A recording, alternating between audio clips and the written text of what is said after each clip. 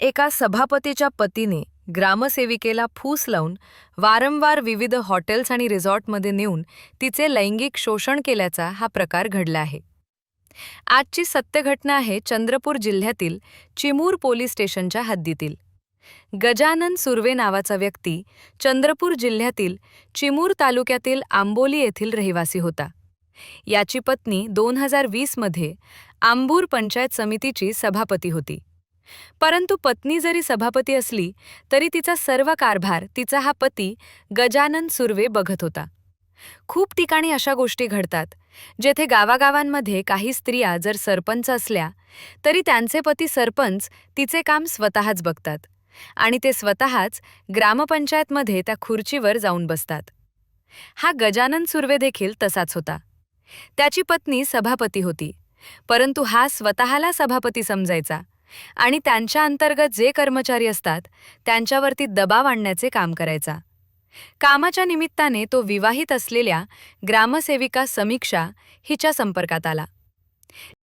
गजाननला ती आवडू लागली आणि या गजानन सुर्वे यांनी 2023 मध्ये चंद्रपूर येथील प्रियांका या हॉटेलवरती त्या ग्रामसेविकेला बोलावले.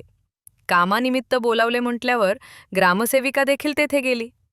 मग गजानन याने त्या हॉटेलमध्ये एक रूम बुक केलेला होता. त्या रूममध्ये ग्रामसेविकेला बोलावले आणि त्यानंतर तिच्यासोबत अश्लील गोष्टी बोलू लागला. समीक्षाकडे त्याने शरीर सुखाची मागणी केली, परंतु समीक्षा म्हणाली की मी आधीच विवाहित आहे. तुम्ही माझ्यासोबत हे असे काही करू नका. तुम्ही मला कामानिमित्त बोलावले होते, परंतु तुमचे हे काय सुरू आहे? त्यावरती संतापला गजानन सुर्वे तिला म्हणाला, तू विसरू नकोस की मी सभापतीचा नवरा असून सर्व कारभार मी स्वतःच बघतो. मी तुला नोकरीवरून देखील काढून टाकू शकतो. त्यामुळे जसे मी सांगेन तसे तुला ऐकावेच लागेल. त्यामुळे ग्रामसेविकेला आता गजानन सुर्वेचे ऐकावे लागले. त्या ठिकाणी गजानन याने त्या ग्रामसेविकेसोबत अनैतिक संबंध प्रस्थापित केले. ग्रामसेविकेचे लैंगिक शोषण करत असताना त्याने त्याच्या फोनमध्ये संबंध बनवतानाचे फोटो आणि व्हिडिओ देखील बनवले. आता त्याला समीक्षाला वाटेल तेव्हा बोलवता येऊ शकत होते, कारण त्याने तिच्यासोबत केलेले अश्लील कृत्याचे फोटो व्हिडिओ काढलेले होते. ते व्हिडिओ व्हायरल करण्याच्या बदनामीच्या भीतीने समीक्षाला तो जेव्हा म्हणेल, जिथे म्हणेल तेथे जाणे भाग होते. तो जसे म्हणेल तसे करावे लागणार होते. त्यानंतर गजानन सुर्वे हा कधीकधी रिसॉर्टला तर कधी हॉटेलवरती त्या घेऊन जायचा. अशा प्रकारे तो नवीन नवीन हॉटेल आणि रिसॉर्टवर रूम बुक करून शरीर संबंध प्रस्थापित करायचा. जर समीक्षाने विरोध करण्याचा प्रयत्न केला तर तिला नोकरीवरून काढण्याची धमकी आणि फोटो व्हिडिओ व्हायरल करण्याची वारंवार भीती देत असे. त्याच्या मनाप्रमाणे तो संबंध प्रस्थापित करत होता.